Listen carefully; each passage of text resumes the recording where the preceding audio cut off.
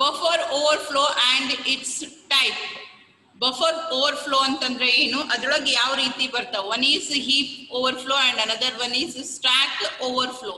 Stack overflow is when you are using function calls in the program ಒಳಗ ಅಥವಾ ನಿಮ್ಮ code ಒಳಗ function ಅನ್ನ ಕಾಲ್ ಮಾಡ್ತಿರಲ್ಲ, at that particular time you are going to initialize the value of a stack the value initialize ಮಾಡ್ತೀವಿ. It will be storing the return address, it will be storing the values that are being passed to the function, the values that are obtained by the function. All these values will be stored in a stack. So a stack overflow ಆಗೋ chances ಇರ್ತಾವು, ಅದನ್ನ misuse ಮಾಡ್ಕೊಳ್ಳುವಂತ chances ಇರ್ತಾವೆ. ಅದು ಯಾವ ರೀತಿ ಆಗ್ತೈತಿ ಅನ್ನೋದ್ರ ಬಗ್ಗೆ ಕೊಟ್ಟಿದ್ರು.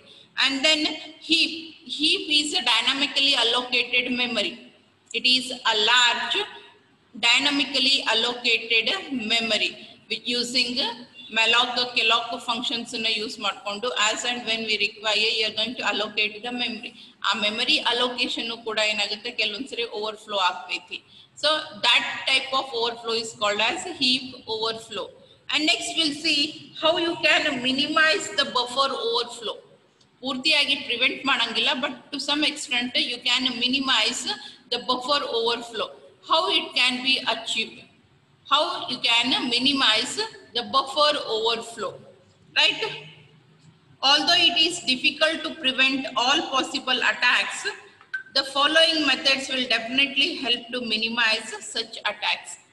Buffer overflow attack ಅನ್ನು ಕಂಪ್ಲೀಟ್ ಆಗಿ ಎಲಿಮಿನೇಟ್ ಮಾಡಲಿಕ್ಕೆ ಸಾಧ್ಯ ಇಲ್ಲ, but by following some of the methods, some of the steps, you can at least minimize. ಅದನ್ನ ನಾವೇನ್ ಮಾಡ್ಬೋದು, at least minimize ಆದ್ರೂ ಮಾಡ್ಲಿಕ್ಕೆ ಬರ್ತೈತಿ. ಸೊ ಆ ರೀತಿ ಮಿನಿಮೈಸ್ ಮಾಡಬೇಕು ಅಂತಂದ್ರೆ ಏನು ಸ್ಟೆಪ್ಸ್ ಅನ್ನ ಫಾಲೋ ಮಾಡ್ತೇವಿ ಅನ್ನೋದ್ರ ಬಗ್ಗೆ ಇಲ್ಲಿ ಡಿಸ್ಕಷನ್ಸ್ ಅದಾವ. So first step is assessment of a secure code manually. Assessment of secure code manually. Secure code in the sense the code which is very important and which cannot be modified. ನೀವು ನಿಮ್ಮ buffer ಅನ್ನ ಬಿಟ್ಟು ಬೇರೆ ಕಡೆ ಡೇಟಾನ store ಮಾಡಿದ್ರಿ ಅಂದ್ರೆ ಅಲ್ಲಿ security ಇರಂಗಿಲ್ಲ. ಕೆಲವೊಂದಿಷ್ಟು ಡೇಟಾಗ ಸೆಕ್ಯೂರಿಟಿ ಇರಲಿಲ್ಲ ಅಂತಂದ್ರೆ ಪ್ರೋಗ್ರಾಮ್ ಫ್ಲೋ ಒಳಗೆ ಏನು ಡಿಫ್ರೆನ್ಸ್ ಬೀಳಂಗಿಲ್ಲ. ಬಟ್ ಯಾವುದು ನಿಮ್ದು ಮೇನ್ ಪಾರ್ಟ್ ಇರ್ತೈತೆ ಎಕ್ಸಿಕ್ಯೂಷನ್ಗೆ, ಆ ಪಾರ್ಟ್ ಏನಾದ್ರೂ ಇನ್ಸೆಕ್ಯೂರ್ ಆಗಿತ್ತು, ಅದಕ್ಕೆ ಮಾಡಿಫಿಕೇಶನ್ಸ್ ಅದು ಅಂದ್ರೆ definitely it is going to execute the result. ತಪ್ಪು ರಿಸಲ್ಟ್ ನ ಕೊಡ್ಬೋದು, ರಿಸಲ್ಟ್ ಕೊಡದೇ ಇರ್ಬೋದು, ಅಥವಾ it may give out some error messages. So ಆ ರೀತಿಯಾದಂತ ಕೋಡ್ ಇಂದ ನಾವೇನ್ ಮಾಡ್ಬೇಕು, ಮ್ಯಾನ್ಯುಯಲಿ ಆಕ್ಸೆಸಿಂಗ್ ಅನ್ನ ಮಾಡ್ಬೇಕು. ಯುನೋ ಮ್ಯಾನ್ಯುಯಲ್ ಅಂತಂದ್ರೆ ಆಟೋಮೆಟಿಕ್ ಮತ್ತೆ ಮ್ಯಾನ್ಯುಯಲ್ ಡಿಫ್ರೆನ್ಸ್ ಗೊತ್ತದ ಅಂತ ಅನ್ಕೊಂತೀನಿ, right? So you are going to access or you are going to make assessment. ಅದಕ್ಕೆ ಎಷ್ಟು ಜಾಗ ಬೇಕಾಗ್ತೈತಿ, ನಂದು ಬಫರ್ ಎಷ್ಟದ, ನನಗೆ ಆಕ್ಚುಲಿ ನಂದು ಬೇಸಿಕ್ ಕೋಡ್ ಅಥವಾ very important part of the code ಏನದ, ಅದ್ರದ್ದು ಜಾಗ ಎಷ್ಟು ಬೇಕು ಅನ್ನೋದನ್ನ ಅಸೆಸ್ ಮಾಡೋದು, ರೈಟ್? ಇಂಟರ್ನಲ್ ಅಸೆಸ್ಮೆಂಟ್ ಅಂತ ಕರಿತೇವೆ ನಾವು. we are going to judge your knowledge and how much you have understood. Internal basis ಮೇಲೆ ಏನ್ ಮಾಡ್ತಾರ, ಆ ಹುಡುಗನ ಕೆಪಾಸಿಟಿ ಎಷ್ಟದ, ನಾ ಇಲ್ಲಿವರೆಗೂ ಹೇಳಿದ್ದು ಎಷ್ಟು ಅಂಡರ್ಸ್ಟ್ಯಾಂಡ್ ಆಗೈತಿ ಓವರ್ ಆಲ್. ಎಲ್ಲಾರು 5 4 3 ತಗೊಂಡ್ರು ಅಂತಂದ್ರೆ ಅದರ ಅರ್ಥ ಹೇಳಿದ್ದು ತಿಳಿದಿಲ್ಲ ಅಂತೇಳಿ. ಎಲ್ಲಾರು ಚಲೋ ಮಾರ್ಕ್ಸ್ ತಗೊಂಡ್ರು ಅಂತಂದ್ರೆ ಅದರ ಅರ್ಥ whatever we have thought has been understood by the students. Sometimes ತಿಳಿದೈತಿ ಕರೆ ವರ್ಕ್ ಮಾಡಂಗಿಲ್ಲ, ವರ್ಕ್ ಮಾಡ್ಲಿಲ್ಲ ಅಂದ್ರೆ ಪೂರ್ತಿ ಕಡಿಮೆನೂ ಬೀಳಂಗಿಲ್ಲ, ಪೂರ್ತಿ ಚಲೋನು ಬೀಳಂಗಿಲ್ಲ. Will get average marks. Class ಒಳಗೆ ಹೇಳಿದ್ದು ತಿಳಿದಿತ್ತು, ಅಷ್ಟ್ರ ಮೇಲೆ ನೀವು ಬರೋದ್ರು ಕೂಡ ಒಂದು ಎವರೇಜ್ ಬಿದ್ದಿರ್ತಾವ ಮಾರ್ಕ್ಸ್, ಪೂರ್ತಿ ಕಡಿಮೆ ಅಂತೂ ಬಿದ್ದಿರಂಗಿಲ್ಲ. ಸೊ ಈ ಬೇಸಿಸ್ ಮೇಲೆ ನಿಮ್ಗೆ ತಿಳಿದೈತೋ ಅಥವಾ ತಿಳಿದಿಲ್ಲೋ ಅನ್ನೋದನ್ನ ನಾವೇನ್ ಮಾಡ್ತೀವಿ, ಅಸೆಸ್ ಮಾಡ್ಕೊಂತೀವಿ. You are going to measure where you stand in that particular subject ಅನ್ನೋದನ್ನ ಮೇಜರ್ ಮಾಡ್ಲಿಕ್ಕೆ ಇಂಟರ್ನಲ್ ಅಸೆಸ್ಮೆಂಟ್ಸ್ ಅನ್ನ ತಗೊಂತಾರೆ. ಸೊ ಅದೇ ರೀತಿಯಾಗಿ manually assessing, that is manually check ಮಾಡ್ಕೊಳ್ಳೋದು ಕೋಡಿಗೆ, ನಮ್ಮ ಪ್ರೋಗ್ರಾಮಿಗೆ ಅಥವಾ ನಮ್ಮ ಕೋಡು, ಅದ್ರೊಳಗು important part of the code, how much memory is required, ಆ ಬೇಸಿಸ್ ಮೇಲೆ ಬಫರ್ಸ್ ಅನ್ನ ಅಲೋಕೇಟ್ ಮಾಡ್ಕೊಂತಾರೆ. So that our code does not go into someone else's memory space. ಬೇರೆದವರಿಗೆ adjacent ಆಗಿರುವಂತ ಖಾಲಿ ಇರಲಿ ಅಥವಾ ಇನ್ನೊಬ್ಬರಿಗೆ ಅಲೋಕೇಟ್ ಮಾಡಿದ್ದ ಮೆಮರಿ ಸ್ಪೇಸ್ ನಾಗ ಹೋಗಬಾರ್ದು, because there will not be having any security for your data. Buffer overflow occurs when a program or process tries to store some data in a buffer that is intended to hold. Buffer overflow occurs when program or process tries to store more data in a buffer then it was intended to hold. ಎಷ್ಟನ್ನ carry ಮಾಡೋ ಅಥವಾ store ಮಾಡೋ capacity ಅದ ಬಫರಿಗೆ ಅದಕ್ಕಿಂತ ಜಾಸ್ತಿ more than that if you try to store ಅವಾಗ buffer overflow ಆಗ್ಬಾರಾಗ್ತೈತಿ. Developers should be educated about minimizing the use of vulnerable functions available in C program such as strcpy, strcat, sprintf and vsprintf, which operates on all null terminated strings and perform no bounds checking. The input validation after scanf function that reads user input into buffer is very essential. ನೀವು ನಿಮ್ಮ data ಎಷ್ಟು storage space ಅದ ಅದಕ್ಕಿಂತ ಹೆಚ್ಚಿಗೆ ಡೇಟಾನ ಹಾಕಿದ್ರಿ ಅಂತಂದ್ರೆ buffer overflow ಆಗ್ತಾವ. ಇನ್ನು ಕೆಲವೊಂದಿಷ್ಟು ಸಿ ಲೈಬ್ರರಿ ಫಂಕ್ಷನ್ಸ್ ಅದಾವ which are very vulnerable to this type of overflow. ಯಾಕೆ ವಲ್ನರೇಬಲ್ ಅದಾವು ಅಂತಂದ್ರೆ ಅವು ಚೆಕ್ ಮಾಡಂಗಿಲ್ಲ. They are not going to check the boundaries. Input provided ಮಾಡಿದ್ದು ನೀವೇನು ಇನ್ಪುಟ್ ಪ್ರೊವೈಡ್ ಮಾಡ್ತೀರಿ ಅದು ಕರೆಕ್ಟ್ ಆಗಿ ನಿಮ್ಮ ಸ್ಪೇಸ್ ಒಳಗೆ ಆಯ್ತು ಅಥವಾ ದಾಟ್ ಹೋಗೈತು ಅನ್ನೋದ್ರ ಬಗ್ಗೆ they are not going to check. If you have consider for example scanf ಸ್ಟೇಟ್ಮೆಂಟ್ನಾಗ ನೀವು ಅರೆ ಒಳಗಿದ್ದಕ್ಕಿಂತ ಹೆಚ್ಚಿಗೆ ನಂಬರ್ಸ್ ಅನ್ನ ಕೊಟ್ಟರು ಕೂಡ ತಗೊಂತೈತಿ ಅದು. ಬಟ್ ಎರರ್ ಯಾವಾಗ ಬರ್ತೈತಿ? ಕಡಿಮೆ ಕೊಟ್ಟರು ತಗೊಂತೈತಿ, ಹೆಚ್ಚಿಗೆ ಕೊಟ್ಟರು ತಗೊಂತೈತಿ. Errors will be defected only when you execute. Segmentation fault ಅಂತ ಹೇಳಿ ಬರ್ತೈತಿ. ಯಾಕೆ ನೀವು ಕಡಿಮೆ ಕೊಟ್ಟರು ತಗೊಂಡಿರ್ತೈತಿ, ಜಾಸ್ತಿ ಕೊಟ್ಟರು ತಗೊಂಡಿರ್ತೈತಿ. ಕಡಿಮೆ ಬಿತ್ತು ಅಂದ್ರೆ ಸೆಗ್ಮೆಂಟೇಶನ್ ಫಾಲ್ಟ್ ಬರ್ತೈತಿ. ಹೆಚ್ಚಿಗೆ ಬಂದು ಅಂತಂದ್ರೆ ಔಟ್ ಆಫ್ ಅರೇ ಅಂತ ಹೇಳಿ ಅವಾಗ ತೋರಿಸ್ತೈತಿ. ಎಕ್ಸಿಕ್ಯೂಷನ್ ಟೈಮ್ದಾಗ ಕಂಪೈಲೇಷನ್ ಟೈಮ್ದಾಗ ತೋರ್ಸಂಗಿಲ್ಲ. So even you might have noticed ನೀವು get char put char functions ನ get S put S functions ನ ಯೂಸ್ ಮಾಡಿದಾಗ you will get an warning message. There is a threat to your system because of this function, would you like to continue ಅಂತ ಹೇಳಿ ಬರ್ತೈತಿ. ನೀವು ಯಾರು observe ಮಾಡಿದ್ರ first time C programs ಅನ್ನ execute ಮಾಡಿದಾಗ if you have when you have used get s put s functions in use ಮಾಡಿದಾಗ warning messages ಬರ್ತಾವ. That is also one type of minimising. ಆ ರೀತಿಯಾದಂಥ ಫಂಕ್ಷನ್ಸ್ ನ ಆದಷ್ಟು ಕಡಿಮೆ ಯೂಸ್ ಮಾಡ್ಬೇಕು. ಅದಕ್ಕೆ ರಿಪ್ಲೇಸ್ಮೆಂಟ್ ಫಂಕ್ಷನ್ಸ್ ಇತ್ತು ಅಂತಂದ್ರೆ ಆ ಫಂಕ್ಷನ್ಸ್ ಅನ್ನ ಯೂಸ್ ಮಾಡೋದು better. So there are certain functions like string copy, string cat, sprintf. ಇವು ಏನ್ ಮಾಡ್ತಾವು ಅಂತಂದ್ರೆ they are which operate on null terminated strings and perform no bounds checking. Termination ಇಲ್ಲದೆ ಇರುವಂತ ಯಾವುದು ಹಾಲ್ಟ್ ಮಾಡೇ ಇಲ್ಲ ಅಂತ ಫಂಕ್ಷನ್ಸ್ ಮೇಲೂ ಆಪರೇಟ್ ಮಾಡ್ತೀವಿ. And it is not going to check the boundaries. Okay, ಏನು ಸ್ಪೆಸಿಫೈಡ್ ಲಿಮಿಟ್ ಇತ್ತು ಅದ್ರ ಒಳಗೈತು ಅಥವಾ ಅದನ್ನ ದಾಟ್ ಹೋಗಿತ್ತು, ಅದನ್ನ ದಾಟ್ ಹೋಗಿದ್ರೆ ಎರರ್ ಮೆಸೇಜ್ ಅನ್ನ ಕೊಡ್ಬೇಕು ಆಕ್ಚುಲಿ. ಬಟ್ ಈ ಫಂಕ್ಷನ್ಸ್ ಆ ರೀತಿಯಾದಂತ ಎರರ್ ಮೆಸೇಜಸ್ ಅನ್ನ ಡಿಸ್ಪ್ಲೇ ಮಾಡಂಗಿಲ್ಲ. ಸೊ ಅದರ ಸಲುವಾಗಿ when you are using such type of functions ನೀವೇ ಯೂಸರ್ ಶುಡ್ ಮ್ಯಾನ್ಯುವಲಿ ಎಸ್ಟಿಮೇಟ್ ಎಷ್ಟು ರಿಕ್ವೈರ್ಮೆಂಟ್ ಅದ, ನಾ ಎಷ್ಟು ಅಲೋಕೇಟ್ ಮಾಡ್ಕೊಂಡೀನಿ, ಎಷ್ಟು ಅಲೋಕೇಟೆಡ್ ಅದ ಅಷ್ಟರೊಳಗೆ ಕೂಡುವಷ್ಟು ಡೇಟಾನ ಪ್ರೊವೈಡ್ ಮಾಡ್ರಿ. ಅದಕ್ಕಿಂತ ಜಾಸ್ತಿನ ತಗೋಬಾಡ್ರಿ. It should be assessed manually. Otherwise the buffer overflow conditions will definitely occur. Next one, disable stack execution. Malicious code causes input argument to the program and it resides in the stack and not in the code segment. Malicious code ಅಂತಂದ್ರೆ ಏನು? The code which contains some malicious data, malfunctioning codes which are going to affect the program the execution ಅನ್ನು affect ಮಾಡುವಂತ code ಏನಿರ್ತಾವಲ್ಲ which is going to cause input argument to the program. ಪ್ರೋಗ್ರಾಮ್ಗೆ input ಏನ್ provide ಮಾಡ್ತೇವಲ್ಲ ಅಲ್ಲಿ ಕೆಲವೊಂದಿಷ್ಟು misleading options ನ provide ಮಾಡ್ತಿರ್ತಾವ. ಆ ರೀತಿಯಾದಂತ ಡೇಟಾ ಏನದಲ್ಲ it does not reside in the code segment. ಅದು ಕೋಡ್ ಸೆಗ್ಮೆಂಟ್ ನಾಗ ಹೋಗಿ ಕೂಡಂಗಿಲ್ಲ. Instead it is going to be stored in the stack. So for that reason any code that attempts to execute any other code residing in the stack will cause segment violation. Segmentation violation ಅನ್ನ cause ಮಾಡ್ತಾವ. If at all a program executes, if at all a program tries to execute any other code residing in the stack, nimaga if you remember ನೀವು ಅಡಾ ಕಲಿಬೇಕಾದ್ರೆ ಕಲ್ತೀರಿ, ನಂಗೆ ಗೊತ್ತಿಲ್ಲ ನಿಮ್ಗೆ ನೆನಪೈತೋ ಇಲ್ಲೋ ಅಂತ ಹೇಳಿ. when you study time complexity ಮತ್ತು space complexity ನ ಕಲಿಬೇಕಾದ್ರೆ space complexity has been divided into 3 types: stack, program space, stack space ಅಂತ ಹೇಳಿ ಕಲ್ತೀರಿ. ನೆನಪೈತಾ? Do you remember or no? In the ADA exact ಆಗಿ space complexity ಕಲಿಬೇಕಾದ್ರ code space, program space, stack space ಅಂತ ಹೇಳಿ ಬೇರೆ ಬೇರೆ ಆದಂತ 3 ಡಿವಿಷನ್ಸ್ ಬರ್ತಾವ. Executable code will be stored in the code part, whereas stack ಒಳಗಡೆಗೆ ನಿಮಗ ಫಂಕ್ಷನ್ ಕಾಲ್ಸ್ ಜೊತೆಗೆ ಈ ರೀತಿಯಾದಂತ ಮಾಲ್ ಫಂಕ್ಷನಿಂಗ್ ಕೋಡ್ಸ್ ಅವೈಲೇಬಲ್ ಇರ್ತಾವ. If at all any program execute ಮಾಡ್ಬೇಕು ಅಂತಂದ್ರೆ ನಾವೇನ್ ಮಾಡ್ತೇವೆ, ಕೋಡ್ ಪಾರ್ಟ್ ಅನ್ನ ಎಕ್ಸಿಕ್ಯೂಟ್ ಮಾಡ್ತೇವೆ. ಅದರ ಜೊತೆಗೆ if at all you try to execute that something that is present in the stack and which is malicious, at that time you are going to get a segmentation violation. Segmentation rules violate agyavu ಅನ್ನುವಂತ ಒಂದು error ಬರ್ತೈತಿ. So therefore the simplest solution is to invalidate the stack to execute any instruction. Stack ಗೆ instruction ಅನ್ನ execute ಮಾಡೋ permission ಅನ್ನ ಕೊಡಬೇಡ್ರಿ. It should be only provided to code ಪಾರ್ಟಿಗೆ ಅಷ್ಟೇ ಕೊಡ್ರಿ, ಸ್ಟ್ಯಾಕ್ ಪಾರ್ಟಿಗೆ ಎಕ್ಸಿಕ್ಯೂಷನ್ ಕೊಡ್ಬೇಡ್ರಿ. ಬಿಕಾಸ್ ಸ್ಟ್ಯಾಕ್ ಏನು ಎಕ್ಸಿಕ್ಯೂಟ್ ಮಾಡ್ಬೇಕಾಗಿಲ್ಲ, ಕೋಡ್ ಒಳಗೇನೆ ನಿಮಗೆ ಸ್ಟ್ಯಾಕ್ ಒಳಗೆ ಸ್ಟೋರ್ ಮಾಡೋದು ನಾವೇನ್ ಮಾಡ್ತೇವೆ, ಫಂಕ್ಷನ್ ರಿಲೇಟೆಡ್ ಇನ್ಫಾರ್ಮೇಶನ್ ಅನ್ನ ಸ್ಟೋರ್ ಮಾಡ್ತೇವೆ. When code is being executed ಅವಶ್ಯಕತೆ ಇತ್ತು ಅಂದ್ರೆ ಅಲ್ಲಿದ್ದ ಡೇಟಾ ಫೆಚ್ ಮಾಡಿಕೊಂಡು ಕೋಡೇ ಎಕ್ಸಿಕ್ಯೂಟ್ ಮಾಡ್ಲಿ. ಅದನ್ನ ಬಿಟ್ಟು ಅದಕ್ಕೂ ಕೂಡ ಎಕ್ಸಿಕ್ಯೂಷನ್ ಫೆಸಿಲಿಟಿನ ಪ್ರೊವೈಡ್ ಮಾಡಿದ್ರಿ ಅಂತಂದ್ರೆ then automatically a malicious code which is stored in the stack part will get executed and it is going to create a harm.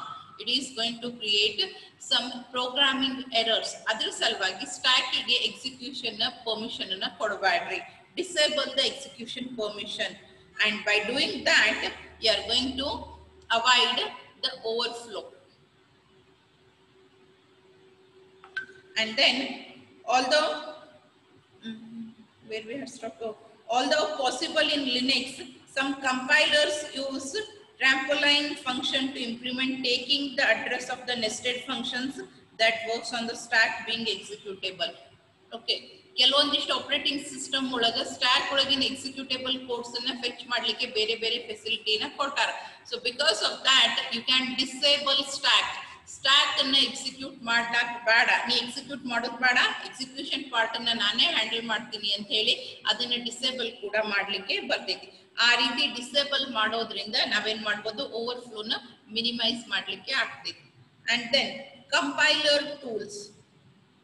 Over the years, compilers have become more and more aggressive in optimizations and the checks they perform. ಬರ್ಬರ್ತಾ compiler ಏನಾಗ್ಲಿಕ್ಕತ್ತವು, ಆದಷ್ಟು ಸಣ್ಣ compact ಆಗ್ಲಿಕ್ಕತ್ತವು, checks ಕಡಿಮೆ ಮಾಡ್ಲಿಕ್ಕತ್ತವು. Even code they are becoming very compromised and optimised. Optimisation ಅಂತಂದ್ರೆ ಏನು, ಆದಷ್ಟು ಕಡಿಮೆ ಮಾಡ್ಕೊಂತ ಹೋಗೋದು. They are optimising everything and various compiler tools already offer warnings on the use of unsafe constructs such as getAS, string copy. As I said, certain functions are going to create a havoc in program execution. Overflow ಮಾಡ್ತಾವು ಕೆಲವೊಂದ್ಸರಿ ಇದರೊಳಗ ಯಾವಾಗ execution ಟೈಮ್ದಾಗ ಕೆಲವೊಂದಿಷ್ಟು errors ಅನ್ನ disclose ಮಾಡ್ತಾವ್. So ಆ ರೀತಿಯಾದಂತ functions ಅನ್ನ use ಮಾಡೋದ್ರಿಂದ there might be threat to your system as well as your programs. So ಆ ರೀತಿಯಾದಂತ ಫಂಕ್ಷನ್ ಯೂಸೇಜ್ ಅನ್ನ ಕಡಿಮೆ ಮಾಡ್ರಿ. Developer should be educated to reconstruct the programming code if such warnings are displayed. ನಾವು ಭಾಳ ಸರಿ ಏನ್ ಮಾಡ್ತೇವೆ, ಇಗ್ನೋರ್ ಮಾಡ್ತೇವೆ, because it is a warning. Error ಬಂದ್ರ ನಮ್ ಪ್ರೋಗ್ರಾಮ್ ಒಳಗ್ ಎರರ್ಸ್ ಬರ್ತಾವು ಅಂತ ಹೇಳಿ ಏನ್ ಮಾಡ್ತೇವೆ, ಎರರ್ಸ್ ನ ಡಿಬಗ್ ಮಾಡ್ತೇವೆ.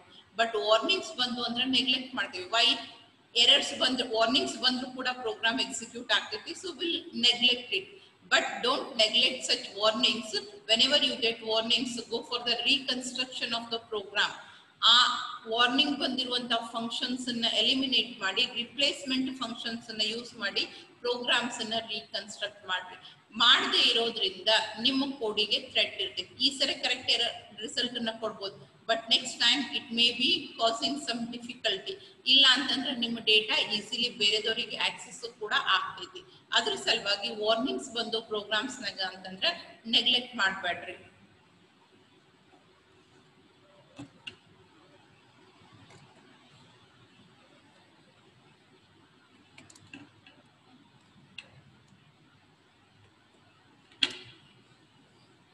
Okay, next, dynamic runtime checks. Dynamic allocations ಅಂತಂದ್ರೆ ಏನು, at the time of execution or at the time of running the code. Compilation ಮುಗಿದು ನೆಕ್ಸ್ಟ್ ಸ್ಟೆಪ್ ಅವಾಗ ನಾವೇನಂತೀವಿ ರನ್ ಟೈಮ್ ಅಂತ ಕರಿತೀವಿ. So in this scheme an application has restricted access to prevent attacks. This method primarily relies on the safety code being preloaded before an application is executed. ನೀವು ಯಾವುದಾದ್ರೂ application in the sense it is nothing but a program code. ಒಂದು ಕೋಡನ್ನ execute ಮಾಡೋಕ್ಕಿಂತ ಮುಂಚೆ ಅಂದ್ರೆ ಅದನ್ನ run ಮಾಡೋಕ್ಕಿಂತ ಮುಂಚೆ ಸೆಕ್ಯೂರಿಟಿ ಮೇಜರ್ಸ್ ಇರುವಂತ ಒಂದು safety check, a code which is going to check for the security of the data that is being processed. ನಿಮ್ಮ ಅಪ್ಲಿಕೇಶನ್ ಅನ್ನು ರನ್ ಮಾಡೋಕ್ಕಿಂತ ಮುಂಚೆ, ಈಗ ಫಾರ್ ಎಕ್ಸಾಂಪಲ್ ಯಾರು VIP ಬರೋಕ್ಕಿಂತ ಮುಂಚೆ ಅವರು ಸೆಕ್ಯೂರಿಟಿ ಇರೋರು ಬಾಡಿ ಗಾರ್ಡ್ಸ್ ಅಂತ ಏನ್ ಕರಿತೀವಲ್ಲ ಅವ್ರು ಬರ್ತಾರ, ಆಮೇಲೆ ಇವ್ರು ಬರ್ತಾರೆ. ಯು ಮೈಟ್ ಹ್ಯಾವ್ ಸೀನ್ ಯಾರ ಲೈಫಿಗೆ ಬಹಳ ಥ್ರೆಟ್ ಇರ್ತೈತಲ್ಲ, ಇವನ್ ಎಲ್ಲಾ ಕಡೆ ಪ್ರಿಕಾಷನರಿ ಮೆಜರ್ಸ್ ತಗೊಂತಾರೆ. ಅವ್ರು ಉಣ್ಣೋಕ್ಕಿಂತ ಮುಂಚೆ their food will be tasted by someone else, ಏನ್ರೆ ಐತೇನು ಅಂತ ಹೇಳಿ, ಆಮೇಲೆ ಆಕ್ಚುಯಲ್ ಪರ್ಸನ್ಗೆ ತಿನ್ಲಿಕ್ಕೆ ಕೊಡ್ತಾರೆ. ಅದೇ ರೀತಿಯಾಗಿ ಆಕ್ಚುಯಲ್ ಕೋಡ್ ಅನ್ನು ಎಕ್ಸಿಕ್ಯೂಟ್ ಮಾಡೋಕ್ಕಿಂತ ಮುಂಚೆ before you execute the code or before you execute any application, security measures ಇರುವಂತ ಸೆಕ್ಯೂರಿಟಿ ಚೆಕ್ ಇರುವಂತ ಕೋಡ್ ಅನ್ನು ಎಕ್ಸಿಕ್ಯೂಟ್ ಮಾಡೋದು. ಇಫ್ ಅಟ್ ಆಲ್ ಆ ಕೋಡ್ ಕರೆಕ್ಟ್ ಆಗಿ ಎಕ್ಸಿಕ್ಯೂಟ್ ಆಯ್ತು, ಎಲ್ಲೂ ಏನು ಲೀಕೇಜಸ್ ಆಗಲಿಲ್ಲ, ಎಲ್ಲಿ ಏನು ಓವರ್ಫ್ಲೋಸ್ ಆಗಂಗಿಲ್ಲ ಅನ್ನೋ ಕನ್ಫರ್ಮೇಶನ್ ಸಿಕ್ಕ ಮೇಲೆ ಆಕ್ಚುಯಲ್ ಅಪ್ಲಿಕೇಶನ್ಸ್ ನ ರನ್ ಮಾಡ್ತಾರೆ. And lastly you have is various tools are used to detect or defend buffer overflow. There are certain tools, ready-made tools available which are going to detect as well as prevent. Depend in the sense they are going to secure your code from overflow. Overflow ಆಗ್ಲಾರ್ದಂಗ ಆಗೈತಿ ಅನ್ನೋದನ್ನ check ಮಾಡ್ಲಿಕ್ಕೆ ಮತ್ತೆ ಆಗ್ಲಾರ್ದಂಗ prevention methods ಅನ್ನ precautions ಅನ್ನ ತಗೊಳ್ಳಿಕ್ಕೆ ಕೂಡ tools ಅದಾವು. So you can use those tools and they have been listed in table 4.17. StackGuard, Propolis and LibSafe. These are the different tools which you can make use for preventing as well as for detecting the buffer overflows. Buffer overflows ಅನ್ನು detect ಮಾಡಲಿಕ್ಕೆ ಮತ್ತೆ ಅಕಸ್ಮಾತ್ ಆಗಿ ಆಗ್ತಾವು ಅನ್ನೋದು ಮೊದಲೇ ಗೊತ್ತಾಯ್ತು ಅಂದ್ರೆ ಅದನ್ನ ಪ್ರಿವೆಂಟ್ ಮಾಡಲಿಕ್ಕೆ ಕೂಡ ನೀವೇನ್ ಮಾಡಬಹುದು, ಯೂಟಿಲೈಸ್ ಮಾಡ್ಕೋಬಹುದು. This is all about buffer overflow. And next you have is attacks on wireless networks. Attacks on wireless networks.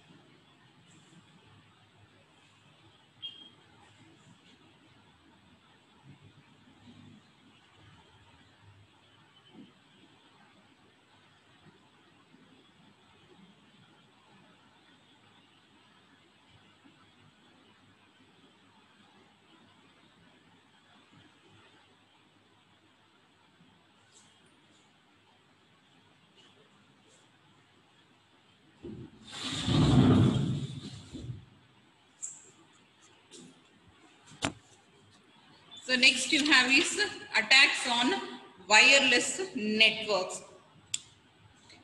Even when people travel, they still need to work. ಅಡ್ಡಾಡ್ಕೊಂತಾನೆ ಕೆಲಸ ಮಾಡ್ತಾರೆ. ಒಂದು ಪ್ಲೇಸ್ ಇಂದ ಇನ್ನೊಂದು ಪ್ಲೇಸ್ ಮೂವ್ ಆಗ್ತಿರ್ತಾರೆ. And when they are moving at that time also they want to work, or else they may be at a different location, office ಬಿಟ್ಟು ಬೇರೆ ಎಲ್ಲೋ ಇರ್ತಾರೆ. From there also they want to work. ಈ ರೀತಿಯಾದಂತ work environment ಅನ್ನ establish ಮಾಡ್ಲಿಕ್ಕೆ ನಾವೇನ್ ಮಾಡ್ತೀವಿ, wireless network ಅನ್ನ ಯೂಸ್ ಮಾಡ್ತೇವೆ.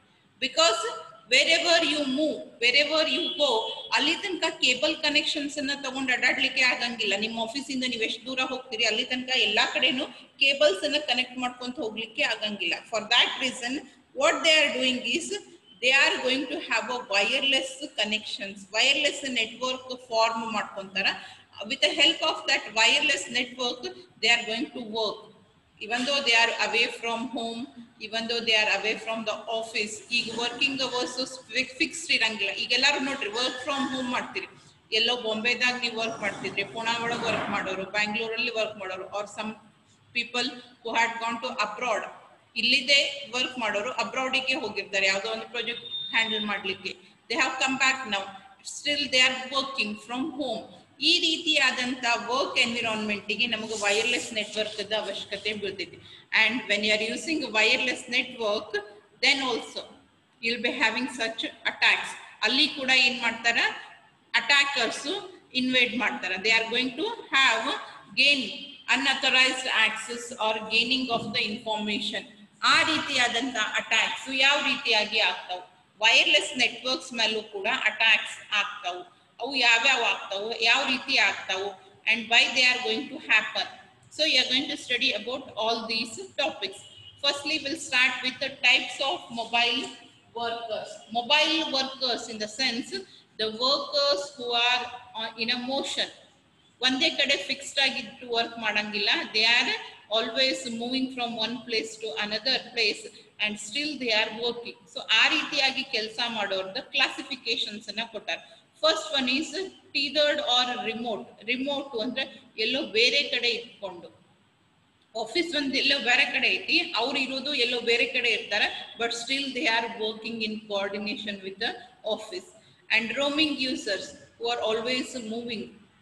ಅಂಡ್ ನೊಮ್ಯಾಡ್ಸ್ ಅಂತಂದ್ರೆ ಟ್ರೈಬಲ್ ಪೀಪಲ್ ಅಂತ ಹೇಳಿ ಕರಿತೇವಲ್ಲ ನಾವು. ಒಂದೇ ಅಂತ ಹೇಳಿ ಇರಂಗಿಲ್ಲ, ಅವರಿಗೆ ಇಲ್ಲೇ ಇರ್ತಾರ ಅಂತ ಹೇಳಿ ಫಿಕ್ಸ್ ಜಾಗ ಇರಂಗಿಲ್ಲ. ಈಗ ಇಲ್ಲಿ ಇರ್ತಾರ, ಇನ್ನೊಂದ್ ಸ್ವಲ್ಪ ಹೊತ್ತು ಬಿಟ್ಟು ಮತ್ತೊಂದ್ ಕಡೆ ಇರ್ತಾರ, ನಾಳೆ ನೋಡಿದ್ರೆ ಮತ್ತೊಂದು ಜಾಗದಾಗ ಇರ್ತಾರ. ಅವರಿಗೆ ನೊಮ್ಯಾಡ್ಸ್ ಅಂತ ಕರೀತಾರೆ, right? So in this way they have been classified. The workers who are moving from one place to another place, constant ಆಗಿ ಮೂವ್ ಆಗ್ಕೊಂತಿರ್ಬೋದು, ಅಥವಾ ಅವ್ರು ಎಲ್ಲೋ ಬೇರೆ ಕಡೆನೇ ಇರ್ತಾರ, ಅಲ್ಲಿಂದ ವರ್ಕ್ ಮಾಡ್ತಿರ್ತಾರೆ, ಯಾವಾಗ್ಲೂ ಮೂವ್ ಆಗ್ತಿರಂಗಿಲ್ಲ, but they are away from the office and they are working. On that basis they have been classified as 4 types. First one is tethered or remote worker. This is considered to be an employee who generally remains at a single point of work but is remote on the central company's system. As I said, remote in the sense they are away from the office but they are not always moving. Fixed point nege irtara, ಒಂದೇ location ಇಂದನೇ work ಮಾಡ್ತಾರ, ಆದ್ರೆ ಆ location office ಅಲ್ಲ. They might work from home or they may be out of station and they are working from their fixed place ನಾಗ ಇರ್ತಾರ, ಅಲ್ಲಿಂದನೇ ಏನ್ ಮಾಡ್ತಿರ್ತಾರೆ, ವರ್ಕ್ ಮಾಡ್ತಿರ್ತಾರೆ. ಸೊ ಆ ರೀತಿಯಾದಂತ ವರ್ಕರ್ಸ್ಗೆ ಟೀದರ್ಡ್ ಆರ್ ರಿಮೋಟ್ ವರ್ಕರ್ಸ್ ಅಂತ ಹೇಳಿ ಕರಿತೇವೆ. And next you have roaming user. As the name indicates, roaming user. This is either an employee who works in an environment or in multiple areas. Environment ಅಂತಂದ್ರೆ ಏನು, ಬೇರೆ ಬೇರೆ ಅಲ್ಲೇ ನಿಮಗೆ consider. For example, if it is a production house where you are working, production ಹೌಸ್ನಾಗ work ಮಾಡ್ತಿದ್ರಿ ಅಂತಂದ್ರೆ ಅದಕ್ಕೆ ವೇರ್ ಹೌಸ್ ಇರ್ತೈತಿ. ಇಲ್ಲ ನೀವು ಫಾರ್ಮಾಸ್ಯೂಟಿಕಲ್ಸ್ ಇಲ್ಲ ಸೇಲ್ಸ್ ಒಳಗಿದ್ರಿ ಅಂತಂದ್ರೆ ಗೋಡೌನ್ಸ್ ಅಂತ ಹೇಳಿ ಇರ್ತಾವ. ಒಮ್ಮೆ ಆಫೀಸ್ನಾಗ ಇರ್ತೀರಿ, ಒಮ್ಮೆ ಅಲ್ಲಿಗೆ ಹೋಗ್ತೀರಿ, ರೈಟ್? ಸೊ ಈ ರೀತಿಯಾಗಿ ನೀವೇನ್ ಮಾಡ್ತೀರಿ, ಮೂವ್ಮೆಂಟ್ ಮಾಡ್ತಿರ್ತೀರಿ. ಸೊ ಆ ರೀತಿಯಾದಂತ ಯೂಸರ್ಸ್ಗೆ ಏನಂತ ಕರಿತೀವಿ ನಾವು, they are called as roaming users are else sales representatives. ಅವರ ದೂರ ಭಾಳ ಇರಂಗಿಲ್ಲ, ಬಟ್ ಅದೇ ಒಂದು ಏರಿಯಾನೇ ಕವರ್ ಮಾಡ್ತಿರ್ತಾರೆ. ಅಲ್ಲೇ ಇಲ್ಲೊಮ್ಮೆ ಮತ್ತೊಮ್ಮೆ ಬಿಜಾಪುರ ಒಳಗೆ 4 ಏರಿಯಾ ಅಲೋಕೇಟೆಡ್ ಇದ್ರೆ ಒಂದು ಏರಿಯಾದೊಳಗೆ ಇರ್ತಾರೆ, ಇನ್ನೊಂದ್ಸರಿ ಇನ್ನೊಂದು ಏರಿಯಾದೊಳಗೆ ಇರ್ತಾರೆ. ಸೊ ಆ ರೀತಿಯಾದಂತ ಯೂಸರ್ಸಿಗೆ ರೋಮಿಂಗ್ ಯೂಸರ್ಸ್ ಅಂತ ಹೇಳಿ ಕರಿತೇವೆ. And then nomad. This category covers employees requiring solution in hotel rooms and other semi-tethered environment where modem is still prevalent along with increasing use of multiple wireless technologies. ಈ ರೀತಿಯಾದಂತ users fixed ಇರಂಗಿಲ್ಲ. They are also working away from the home, but our office ಎನ್ವಿರಾನ್ಮೆಂಟ್ನಾಗ ಇಲ್ಲ, branch ಆಫೀಸ್ನಾಗೋ ಅಥವಾ wear ಹೌಸ್ನಾಗೋ ಗೋಡೌನ್ಸ್ನಾಗೋ ಇರಂಗಿಲ್ಲ. ಹಂಗಂತ ಹೇಳಿ ಅವ್ರು fixed ಪಾಯಿಂಟ್ನಾಗೂ ಇಲ್ಲ, ಇದೇ ಪಾಯಿಂಟ್ನಾಗಿದ್ದೆ ವರ್ಕ್ ಮಾಡ್ತಾರಂತ.